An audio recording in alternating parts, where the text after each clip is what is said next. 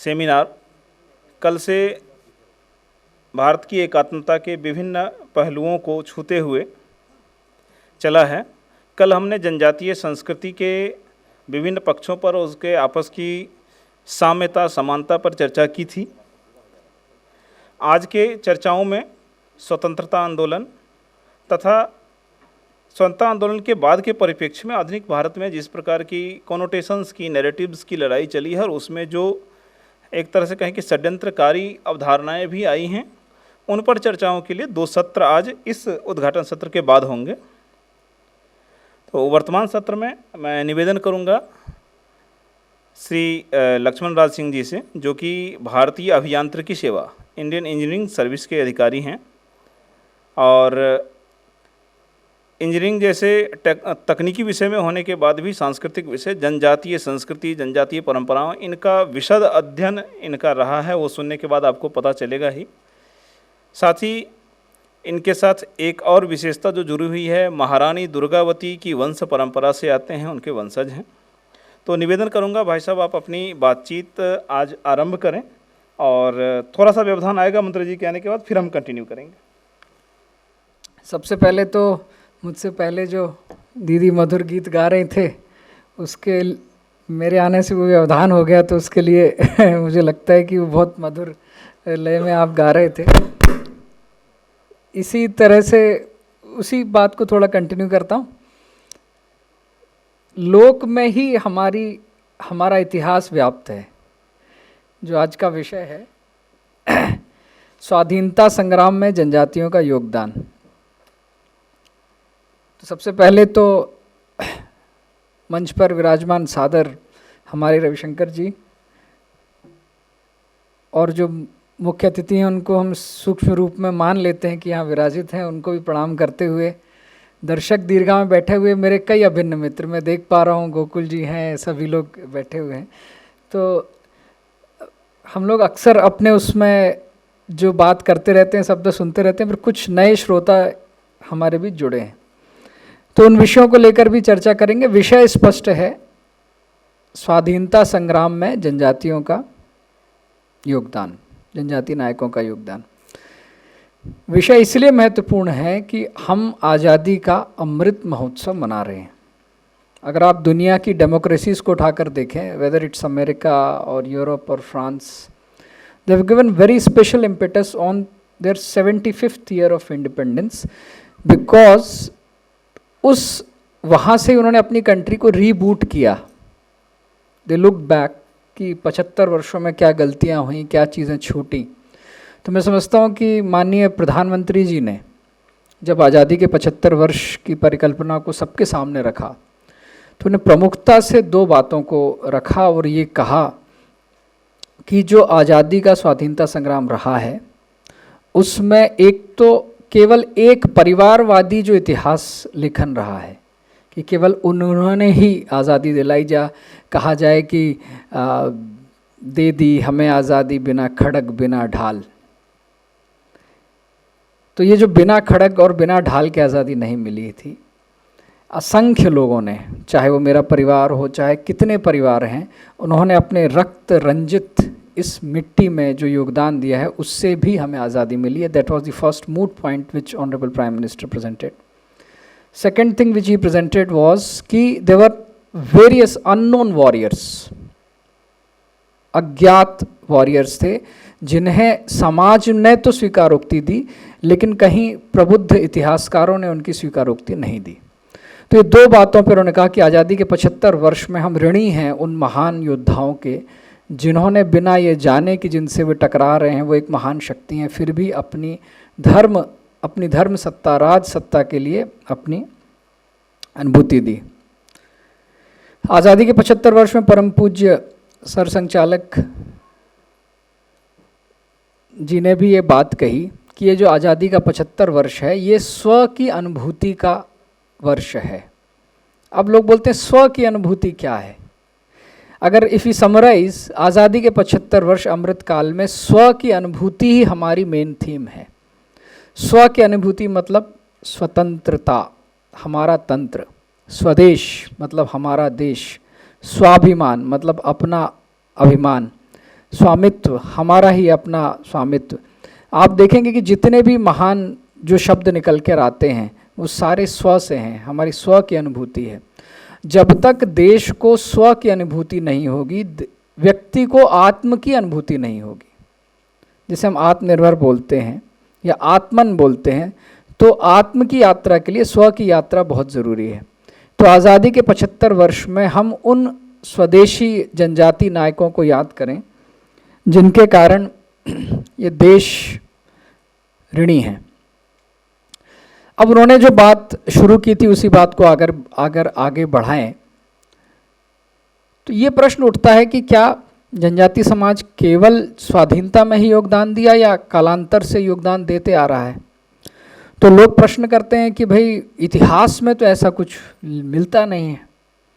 उसका कारण यह है कि जिन नामों से, जिन पहचानों से, जिन प्रतीकों से जनजाति समाज को जाना जाता रहा है, उन प्रतीकों को अंग्रेजी काल में बदल दिया गया। बदलने का एक मुख्य कारण था उनको उनके इतिहास बोध से विकृत कर देना, जिसके कारण कि उनके ऊपर एक वाइट मेंस बर्डन वाला जो विषय लगा दिया जाए। तो मैं बहुत तीन पार्ट में अपना उद्बोधन रखूंगा। The first part will be the identity, facts, क्या हिस्ट्री रही है ट्राइबल फ्रीडम स्ट्रगल की।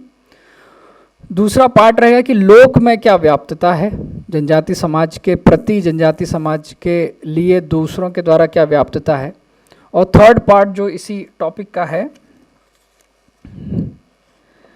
जो आक्रमण हुआ है, आक्रमण चाहे वो धार्मिक हो, राजनीतिक हो, सांस्कृतिक हो, उसके कारण क्या समस्याएं समाज में आ रही है, 3 पार्ट में रखता हूँ। सबसे पहली जो बात करते हैं वो ये है कि हिस्टोरिकली ट्राइबल्स का क्या इंपॉर्टेंस रहा है।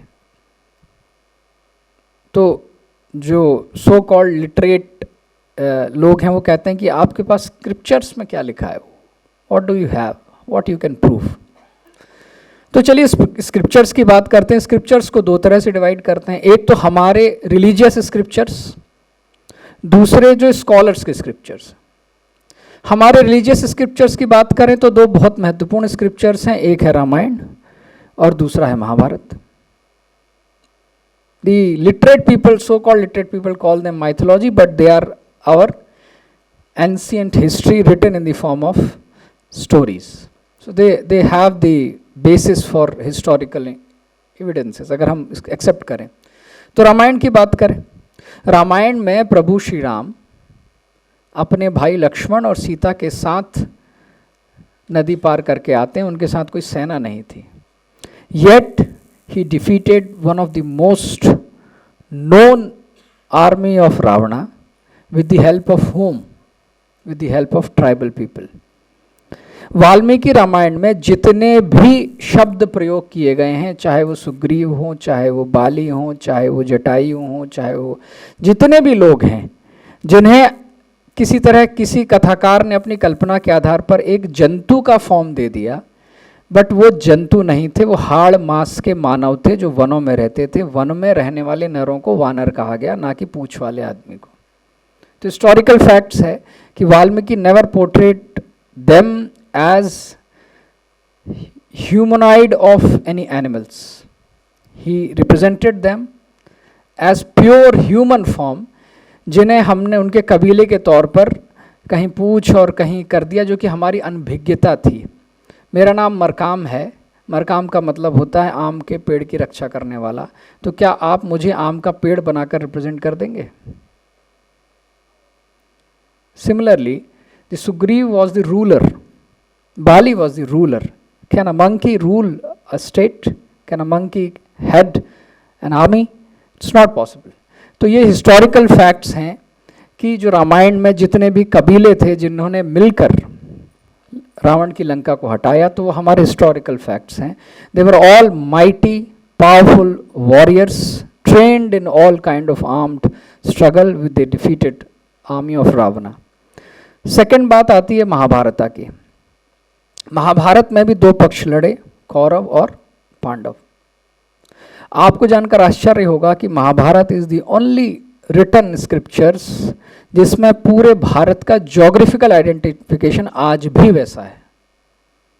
अगर आप कौरवों के साथ कौन लड़े और पांडवों के साथ कौन लड़े, अगर एक एक राजा का नाम देखेंगे तो वो हिस्टोरिकली ज्योग्राफिकली नोन प्लेसेस है। गोमांतक से आप क्या समझते हैं? गोमांतक किसके साथ लड़े? पुलिंद किसके साथ लड़े? नाग किसके साथ लड़े? अग्नि किसके साथ लड़े? शबर किसके साथ लड़े? कयूंच किसके साथ लड़े? आप देखेंगे वहां पर लगभग 450 ऐसे कबीलों के नाम हैं जिन्हें कहीं ना कहीं आज भी किसी न किसी ज्योग्राफिकल या कम्युनिटी के साथ जोड़ा जा सकता है।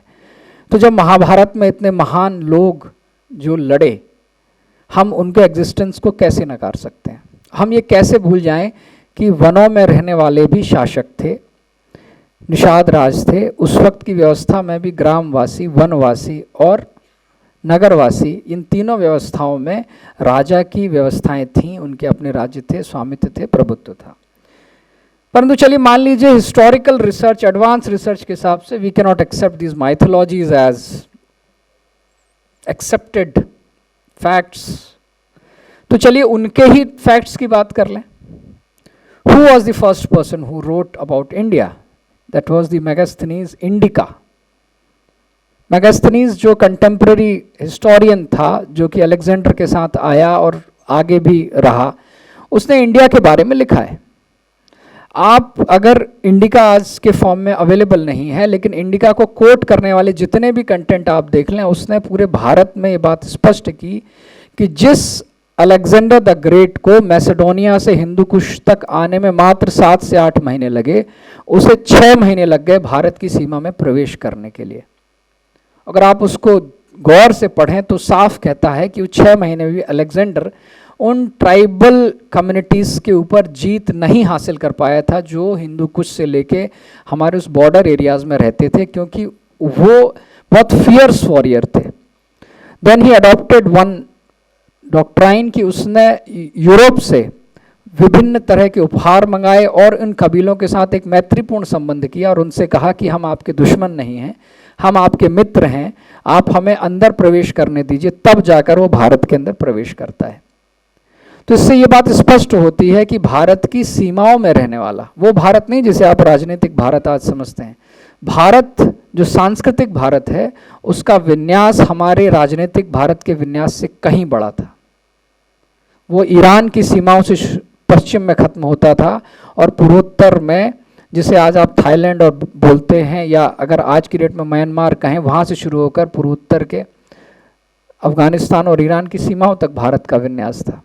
उत्तर में अगर आप कहें तो मंगोलिया और तिब्बत के पठारों से लेकर नीचे श्रीलंका तक भारत का विन्यास। इन सारे विन्यास में अगर उनकी सीमाओं पे कोई रहने वाला समाज था तो वो विभिन्न जनजाति समाज थे जो कालांतर में धर्मांतरित हो गए, चाहे अफगानिस्तान के कबीले हों, बाकी कबीले हों।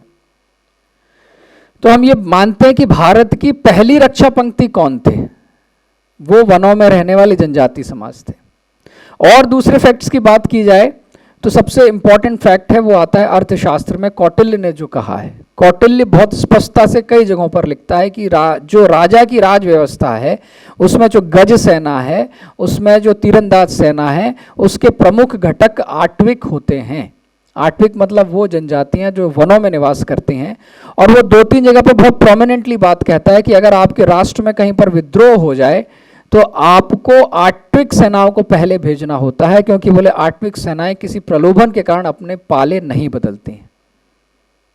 अगर कहीं विद्रोह हो रहा है और आपने अगर अपनी मुख्य सेना भेज दी तो कहीं उसका सेनापति वहां के प्रलोभन से आकर उनके साथ ना मिल जाए। इसलिए जरूरी है कि आप पहले आट्विक सेनाओं को भेजें। वो अपनी लॉयल्टी जो है स्टेट के प्रति रखते हैं, ना कि पैसे के प्रति। तो ये बहुत प्रोमिनेंट बात है जो अर्थशास्त्र में लिखते हैं। वो एक बात और कहते हैं कि ऐसा हो सकता है कि जो आट्विक हैं उनके अपने रीजन्स हैं, उन रीजन्स में अगर आप इंक्रोचमेंट करेंगे तो हो सकता है आट्विक नीचे आकर आपके राज्य से लूटपाट कर दें। लेकिन गलती से भी उस लूटपाट को आप आक्रमण ना समझें, क्योंकि अगर आपने उनके साथ युद्ध किया तो आपको डिफीट तो खानी पड़ेगी, दूसरा आप अपने फॉर्म में एक अलाइज भी खो देंगे। तो let them plunder, because they are not coming here to plunder in excess, they are coming India to they are plundering just to show that this is their territory and they have a symbolic right over this territory. So we have so many threads, so many references which clearly mentions historical legacy of tribal community in India. ये legacy ही है जो आगे जाकर flourish होती है। आप देखते हैं कि जब तक मुगल आक्रमण या मुस्लिम आक्रमण भी हुए हैं, वो किसी भी तरह हमारे वनों में या किसी उसमें सक्सेसफुल नहीं हुए। अगर आप भारत का मैप उठाकर देख लें, जो सो कॉल्ड मुगल एम्पायर को पूरे वन क्षेत्र में प्लॉट कर दिया जाता है, ऐसा नहीं था। आप देखें कि मुगल एम्पायर केवल पॉकेट्स में, कॉर्नर में ही राज कर रहा था। पूरे भारत के नक्शे को जिस तरह आप मुगल सल्तनत, मुगलिया सल्तनत कह देते हैं, दैट वाज द फैक्ट। वो जो बादशाह आलम दिल्ली टू पालम, वही फैक्ट था। Muslims or any other rulers, they never entered into tribal territory. Tribal territories were historically independent and sovereign. हाँ, उनके कराधान या बाकी चीज़ों के उनके साथ संबंध जरूर रहे हैं। सबसे बड़ा जो ब्लो हमें लगा जी, सबसे बड़ा जो, अभी ठीक है जी, ओके जी। तो अभी जो मेरा मेन टॉपिक है इस भूमिका के बाद मैं उसमें एंटर होता हूँ कि जो ब्रिटिश टाइम पे, आइए दीनेश, हम कंटिन्यू करेंगे।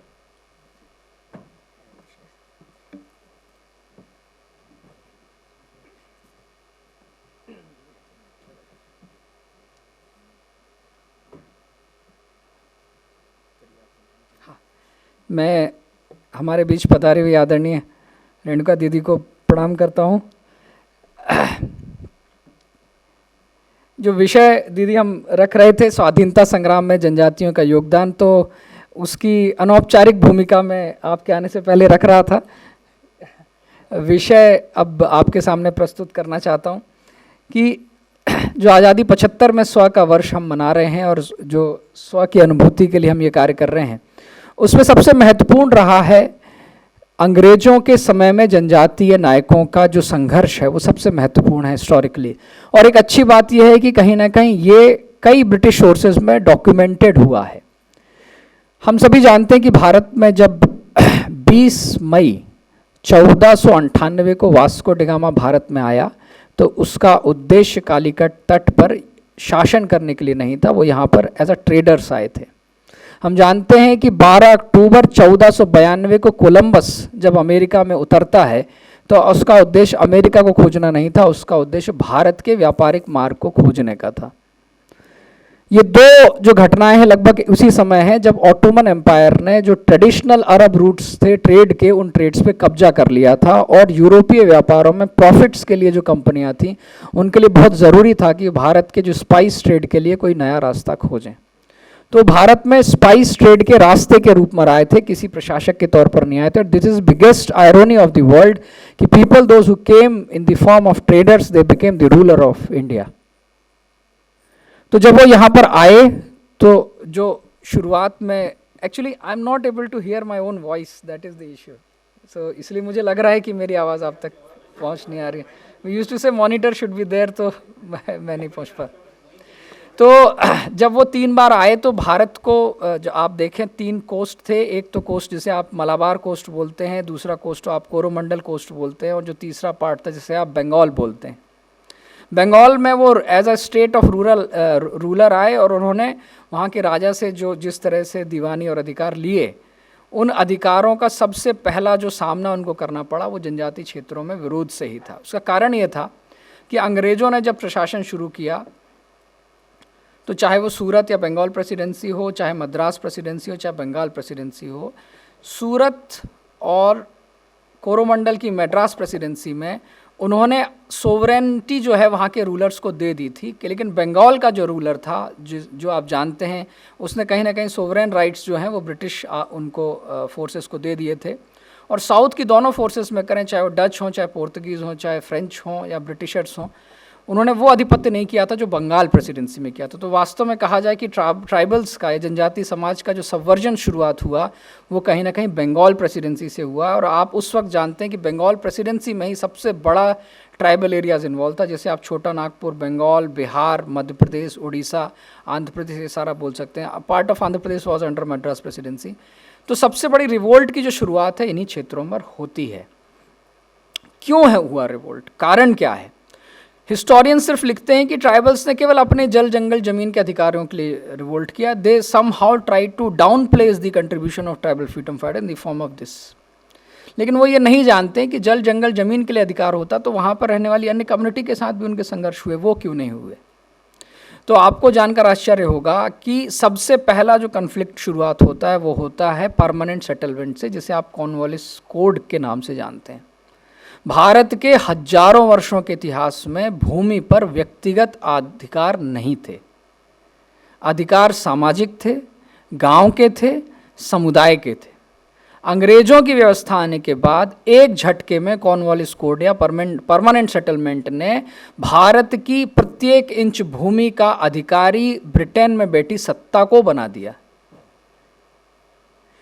उसका नुकसान क्या हुआ कि जो लोग हजारों वर्षों से जिस भूमि पर बाकी समुदायों के साथ मिलकर एक तरह से शेयरिंग पैटर्न में सह अस्तित्व के साथ काम कर रहे थे, उस अस्तित्व की व्यवस्था को ही तोड़ दिया गया. उस वक्त जो भूमि पे कर देगा वो भूमि का मालिक हो जाएगा. ऐसी व्यवस्था जब अंग्रेजों ने शुरू की तो वो सीधे तौर पर जनजातियों के जो वर्षों के अधिकार थे उन पर कुठाराघात था. क्योंकि जनजातियों के अन्य समाज के साथ क्या अधिकार थे? जनजाति ट्रेडिशनल खेती में विश्वास नहीं करते थे. जिस वक्त बंगाल की बात कर रहे हैं वहाँ पर एक मेव कम्युनिटी थी जो जंगलों को साफ करके खेतीहर बनाने का काम करती थी, वो थी वहाँ की संथाल कम्युनिटी. संथाल कम्युनिटी के अलावा बाकी जो भी कम्युनिटी थी वो या तो प्लेन में खेती करते थे या जो ज़मीन संथालों के द्वारा खाली करके खेती योग्य बनाई जाती थी उसमें खेती करते थे. और एक बहुत वेल इस्टेब्लिश्ड प्रोपोर्शन था, वो वर्षों तक उन संथाली कबीलाओं को उस खेती से एक हिस्सा उनको देते थे ताकि उनके बीच में किसी तरह का कन्फ्लिक्ट ना हो. लेकिन जब परमानेंट सेटलमेंट आया और भूमि पे अधिकार अंग्रेज़ों का हो गया तो जो ट्रेडिशनल संथाल या वहाँ वनवासी थे उनको जो एक टोकन ऑफ टैक्स मिलता रहता था वो कहीं ना कहीं उनसे छीन लिया गया. तो वो एक बड़ा कारण था जिसके कारण ये वर्ग संघर्ष की शुरुआत होती है. और अगर आप देखें तो सबसे पहले जो है 1780 में एक माझी संघर्ष या माझी विद्रोह शुरू होता है, भागलपुर जो आज है बंगाल के उसमें, और उसके रूलर होते हैं तिलका माझी. अब मैं आपको थोड़े से उदाहरणों में ये बात बताना चाहूँगा कि ये किस तरह राष्ट्रवादी आंदोलन था, पूरे देश में एक मेव रूप से फैला हुआ था. और इसका उद्देश्य केवल कुछ अपने लाभों के लिए नहीं था, इसका उद्देश्य एक राष्ट्र की अनुभूति के लिए, स्व की अनुभूति के लिए था. तिलका माझी वहाँ के संथाल समुदाय के, माझी समुदाय के एक तरह के लीडर्स में थे. और जब माझी समुदाय को लगभग 5-10 सालों से जो कर मिलता था बाकी समुदाय से वो मिलना बंद हो जाता है तो वहाँ पर विद्रोह होता है. अगर आप नोट करना चाहें इसको, विद्वत जन है सभी, 1785 में तिलका माझी का विद्रोह होता है. और ये विद्रोह अकारण नहीं था, उसका कारण ये था कि अंग्रेजों ने 1750 से ही ग्रेन में लगभग 1/5 मतलब आधा हिस्सा जो है वो टैक्स के फॉर्म में लेना शुरू कर दिया था. और आप जानते हैं कि कैश क्रॉप उगाने के लिए वो दबाव बनाते रहे. उसका कारण ये हुआ कि 1970 में भारत के इतिहास में पहली बार मानव निर्मित अकाल की आवृत्ति होती है. अकाल के कारण वहाँ पे कई लोग मारे जाते हैं और जब ये अकाल की आवृत्ति कारण तिलका माझी क्षेत्र में लोग आते हैं तो वहाँ पर उनका संघर्ष होता है. और मात्र अपनी गुलेल से तिलका माझी अंग्रेज एसपी को मार देते. सोचिए, इमेजिन करिए कि केवल अपनी गुलेल से एक एसपी को वो मार देते हैं. गोफन से वो लोगों को मार सकते थे, तो उनके इतने हजारों लोगों के बीच में क्या उनका एक तरह का संघर्ष रहा होगा. ये जो विद्रोह है परमानेंट सेटलमेंट का, जो करों के कारण, जिसे हम इवनिंग टैक्स बोलते हैं, जो लोग नहीं चुका पा रहे थे तो बड़े बड़े व्यापारी ज़मीनों पर काबिज होते जा रहे थे अंग्रेज अधिकारियों के द्वारा. दूसरा जो एक बड़ा विद्रोह सामने आता है, इसी लगभग कंटेम्प्रेरी है, जो कहता है झारखंड में लारका विद्रोह या छोटा नागपुर विद्रोह 1832 का, जिसके प्रणेता थे बुद्धू भगत. उद्देश्य यही था, विदेशी सत्ता को उखाड़ फेंकना जिन्होंने भारत की भूमि पर कब्जा कर लिया था. फिर हम जानते हैं कि ऐसा नहीं कि केवल जहां अंग्रेज थे वहां पर नहीं है. ये जब पूर्वोत्तर के राज्यों में अंग्रेज बढ़ रहे थे, जो तिरोत सिंह, तिरोत सिंह जिनको हम जानते हैं, जिन्होंने खासी संघर्ष किया 1833 में. और ये संघर्ष इतना ब्रूटल था कि इसके लिए नॉर्थ ईस्ट में उनको एक ब्रिटिश सेना को एक अलग डॉक्ट्राइन बनाना पड़ा, जिस डॉक्ट्राइन के तहत उन्हें साफ कहा गया था कि आप हैंड टू हैंड कॉम्बैट नहीं करेंगे, because you are not train to fight such warriors, you will end up losing your life. ये रिटन डॉक्यूमेंट है इन द ब्रिटिश आर्मी के उसमें। तभी आप जानते हैं कि वो जो नॉर्थ ईस्ट के हिसाब से हैंड टू हैंड कॉम्बैट के लिए वहाँ की फोर्सेस को स्पेशली ट्रेन किया गया। इसके बाद आप जानते हैं कि झारखंड में एक और बहुत बड़ा विद्रोह हुआ जिसे हम संथाल हूल के नाम से जानते हैं। ये लिखित है कि लगभग 65,000 संथालों ने अंग्रेज़ों पर आक्रमण किया और अपने प्राणों की आहुति दी। कैन यू इमेजिन, 65,000 लोग हंसिए फाले तीर कमान से एक ट्रेंड ब्रिटिश आर्मी के ऊपर हमला करते हैं। और विपिन चंद्र राय, जो एक बड़ी फेमस बुक है जो यूनिवर्सिटीज में पढ़ाई जाती है, उसमें खुद लिखा हुआ है कि the last man who was inside the huts he attacked the British mutiny with his ex and killed one British shoulder. और उसके ऊपर इतनी गोलियां लगी हुई थी, मतलब कहते हैं कि उस झोपड़ी में मरते मरते भी 70 वर्ष के आदमी ने, आखिरी आदमी ने भी ब्रिटिश सेना के आदमी को अपनी कुल्हाड़ी से मार गिराया। ये संथाल का हूल रेबेलियन था जिसने कहीं ना कहीं अंग्रेजों को मजबूर किया इस सोचने पे कि संथाल इतनी बड़ी संख्या में क्यों हैं। फिर आप देखेंगे चाहे वो नीलांबर पीतांबर का विद्रोह हो झारखंड का, जो पलामू क्षेत्र में हुआ, फिर वीर सुरेंद्र साई जो उड़ीसा में हुए 1857 में, फिर आप देखते हैं कि कोया रिवोल्ट जो हुआ 1862 में, थम्मन डोरा वालूरी सीताराम राजू का रिवोल्ट, जिसे आप जानते हैं सोरेन रिवोल्ट के आसार पर, जिसे दिवा और बिशुन सोरेन ने 1772 में किया। फिर चाहे पाटोंग संगमा का रिवोल्ट हो जो मेघालय में हुआ 1872 में। आप जब इन सारे रिवोल्ट्स को देखेंगे तो 1857 से पहले के रिवोल्ट्स हैं। ये बताते हैं कि 1857 की सैनिक म्यूटनी से पहले ट्राइबल फ्रीडम स्ट्रगल ने कोहेरेंटली कई क्षेत्रों में आक्रमण किया। आप इन आक्रमणों को अगर आप देखें तो 1991 में थंगम जनरल जो है Anglo Manipur war, Naga tribal war है, ये वॉर को ब्रिटिश वॉर ऑफ एक्सेलेंस में माना गया, जिसमें उन्होंने कहा कि अगर हमारे अपोनेंट्स के पास हमारे जैसे थोड़े भी मॉडर्न हथियार होते तो हम वहाँ से बचकर नहीं आ सकते थे। लेकिन फिर भी वहाँ की जो नागा फोर्सेस हैं उन्होंने वहाँ पर लड़ाई की। इन सारी लड़ाइयों में जो सबसे महत्वपूर्ण नाम है वो है बाबा बिरसा का नाम। हम बाबा बिरसा को इसलिए इम्पोर्टेंट मानते हैं क्योंकि बाकी लड़ाइयों में तो कबीले के सरदार लोग सीधे उनसे लड़ने चले गए, लेकिन Birsa Munda was the example, जिन्हें वकायदा जिनका धर्मांतरण कराया गया ज़बरदस्ती, उन्हें एक अंग्रेजी मिशन स्कूल में रखा गया, उन्हें एक धर्म पवित्र पुस्तक की पवित्र पूरी ट्रेनिंग दी गई, लेकिन उसे समझने के बाद जब वो वापस आते हैं तो उन्होंने इस बात को समझा कि अबुआ दिशुम अबुआ राज और साहब साहब टोपी एक। तो स्वधर्म से स्वराज की जो उन्होंने बात कही, उन्होंने जो वापस धर्म में वापसी की और उन्होंने जो धर्म किया, ये धर्म इम्पॉर्टेंट था। क्योंकि आपको जानकर आश्चर्य होगा, ये नोन है कि प्रेसिडेंसी, रेसिडेंसी और एजेंसी एरिया में अंग्रेजों का ट्राइबल एरिया में मुख्य उद्देश्य पैसा नहीं था। मुख्य उद्देश्य था इस तरह की सिचुएशन क्रिएट करना कि वहाँ पर लोग धर्मांतरित हो जाएं। मैं नैरेटिव की बात पे अक्सर बात करता रहता हूँ। आपको आश्चर्य होगा कि 2 लोगों ने जो नैरेटिव खड़ा किया है आज तक उस विषय पे, उसमें से एक थे मैकाले और दूसरे थे मैक्स मूलर। हम आज भी इन दोनों लोगों के नैरेटिव को नहीं तोड़ पाए हैं। उन्होंने आज भी जो नैरेटिव खड़ा किया था उस नैरेटिव पे ही ये पूरी व्यवस्थाएं चल रही थी। तो आप देखते हैं कि बाबा बिरसा मुंडा का जो आंदोलन है कि किसी को शिक्षित बना दो, इंग्लिश एलीट कर दो और वो व्यक्ति, वो समुदाय भारत की जो सैद्धांतिक परंपरा है, भारत की जो सांस्कृतिक परंपरा है, उससे विमुक्त हो जाएगा, उसे हे समझने लगेगा और समहाउ दे विल एक्सेप्ट दी जो ट्रिनिटी, उसको अपना एक उद्देश्य मान लेंगे। बहुत सारे और विद्रोह हुए हैं जिसके बीज में, चाहे वो राजा शंकर शाह रघुनाथ शाह हैं, जब उन्हें पकड़ लिया गया था तो उन्हें जो ऑफर दिया गया था कि अगर आप हमारा धर्म स्वीकार कर लेते हो तो हमें आप राजा बना देंगे और आपको वापस पूरे अधिकार देंगे, उन्होंने वो धर्म स्वीकार नहीं किया। चाहे वो गुंडाधुर का विद्रोह हो, चाहे जत्रा भगत का विद्रोह हो, चाहे लक्ष्मण नायक का विद्रोह हो, चाहे राजमोहनी देवी का विद्रोह हो, नारायण सिंह का विद्रोह हो, सोना खान का विद्रोह, इन सारे विद्रोहों के बीच एक ऑफर था जिसे हम ऑफर ऑफ कॉन्शियस बोलते हैं, जिसे आप cunning, Lord of code of cunning के नाम से भी जानते हैं, कि अगर कोई राजा, कोई भी व्यक्ति मतांतरित हो जाएगा तो उसे हम एक तरह की क्लेमेंसी दे देंगे, पार्डन दे देंगे। और आप देखते हैं कि 1857 के बाद कई लोगों ने उस क्लेमेंसी पार्डन के तौर पर उस धर्म को स्वीकार किया और अंग्रेजी जो सत्ता थी उसको स्वीकार करते हुए उनके धार्मिक जो एक तरह के आतंकवाद को स्वीकार कर लिया।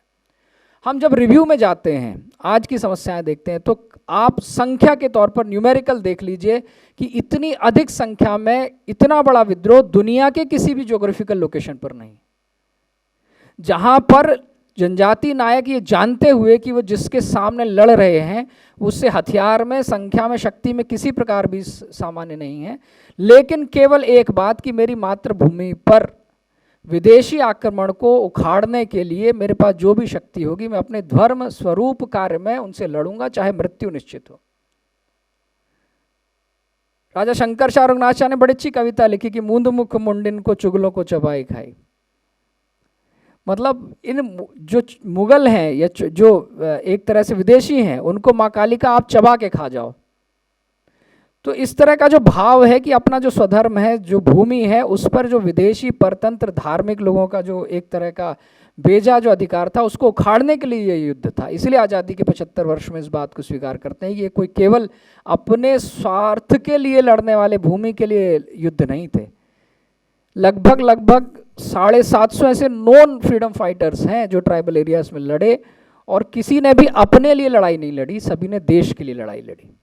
तो ये जो आज़ादी का 75 वर्ष है, स्वधर्म है, जनजाति नायकों की जो भूमिका की बात हो रही है, इसे लगभग 75 वर्षों से डाउन प्लेस किया गया। बोला गया कि ट्राइबल्स में कंट्री का भाव नहीं था, ट्राइबल्स में नेशनलिज्म का भाव नहीं था, वो केवल जल जंगल ज़मीन के लिए लड़ रहे थे।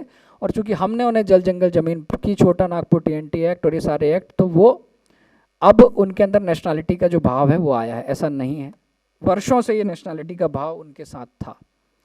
अभी के जो प्रश्न हैं, अभी के जो महत्वपूर्ण प्रश्न है कि 75 वर्ष में ही हम इन बातों क्यों कर रहे हैं, तो शहरों में बैठा आम जनमानस को लगता है ऑल इज़ गुड, सब अच्छा है, हरा हरा है, देश ग्रोथ कर रहा है, हमारी इन्फ्लेशन कम हो रहा है, GDP। लेकिन हम नहीं जानते हैं कि जो ट्राइबल रिमोट एरिया में किस तरह की एंटी नेशनल चीज़ें चल रही हैं।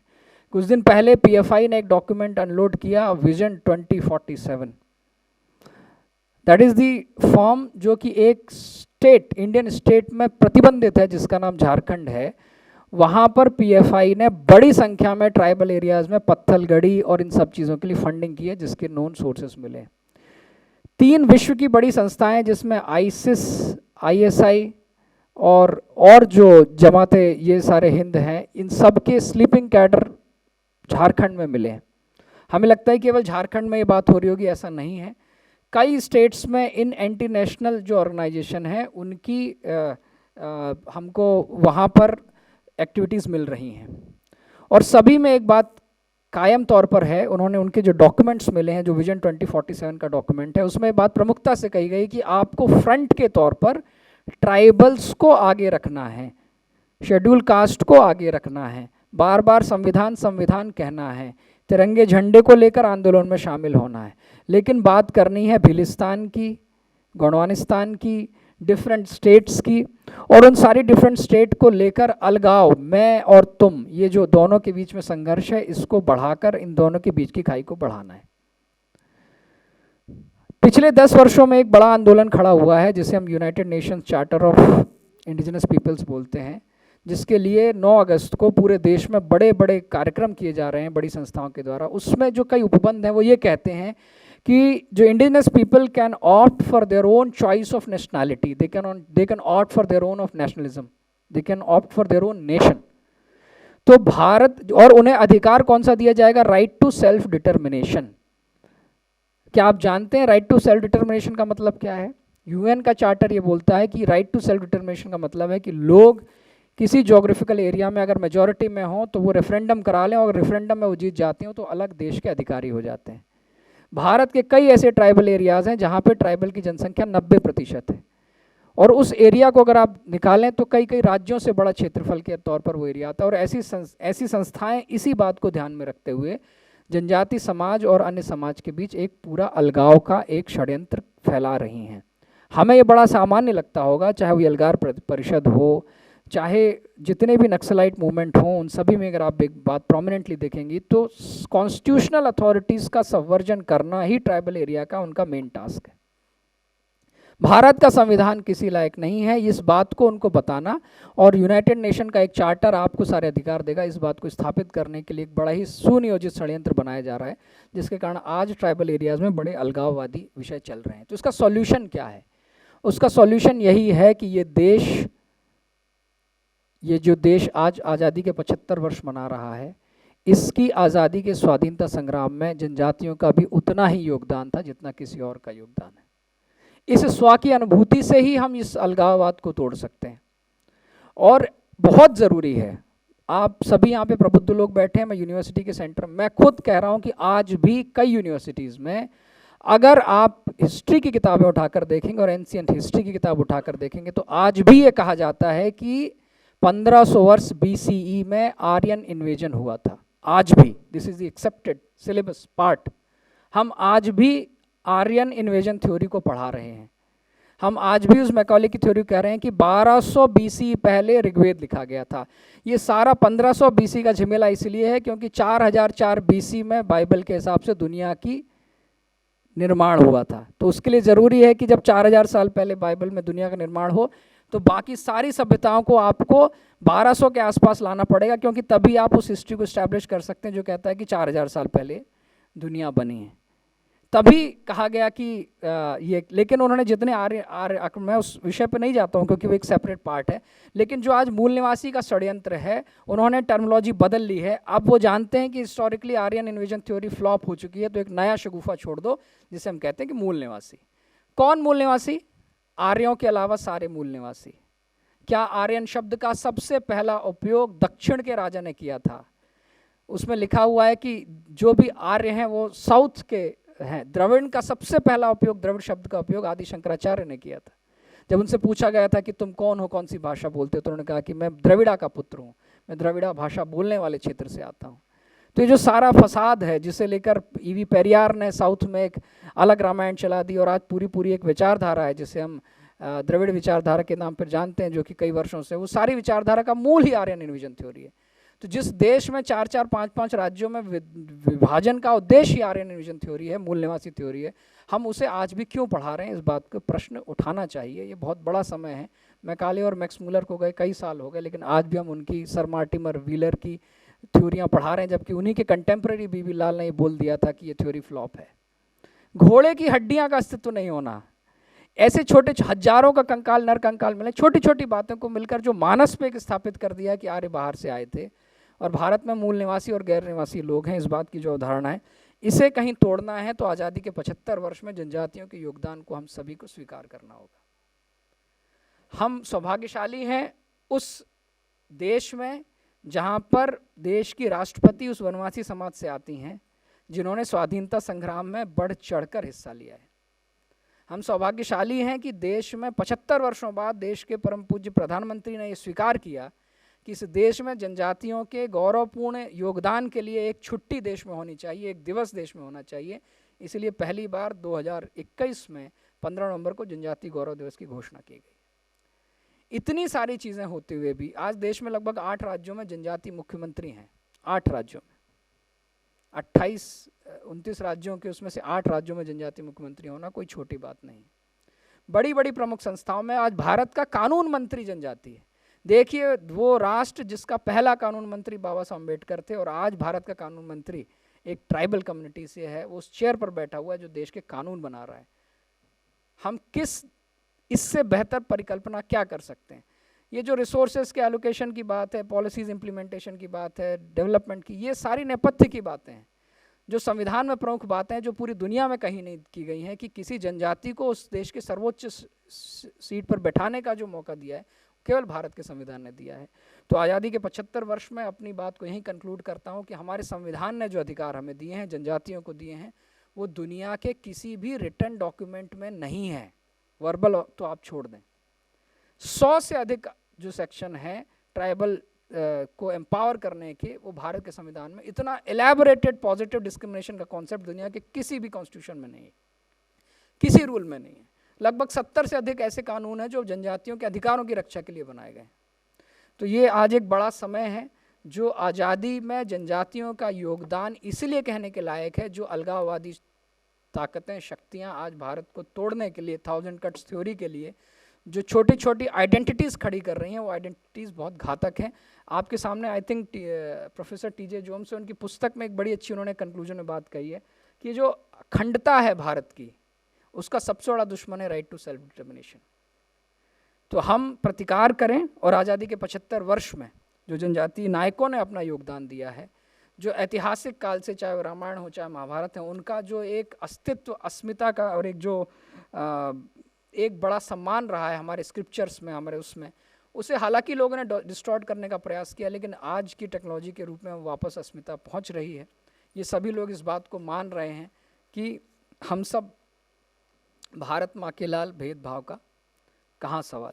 तो ये जो हमारी जॉइंट बंधुत्व का भाव है, ये तभी होगा जब जनजातीय समाज तो इस बात को स्वीकार करे ही कि हमने स्वाधीनता संग्राम में योगदान दिया है, गैर जनजातीय समाज इस बात को प्रमुखता से कहे कि उनके भी जो नायक हैं, उनमें भी नायकों में जनजातीय समाज के नायक शुमार होते हैं, क्योंकि वो हम सब के हैं। वनवासी कल्याण आश्रम का एक ध्येय वाक्य है, तू मैं एक रक्त। इसका उद्देश्य ये है कि हमारा रक्त एक है, हमारा इतिहास एक है, हमारी संस्कृति एक है। इस एक संस्कृति को, एकात्म की संस्कृति को बनाए रखने के लिए आज़ादी के 75 वर्ष में ये जो पूरे प्रयास हो रहे हैं, उन सभी प्रयासों के लिए जो भी संस्थाएं हैं, चाहे वो भारत सरकार की हों, राज्य सरकारों की और सामाजिक संस्थाएं, सभी के प्रयासों को मैं साधुवाद करता हूं और इसी के साथ अपनी वाणी को विराम देता हूं। धन्यवाद।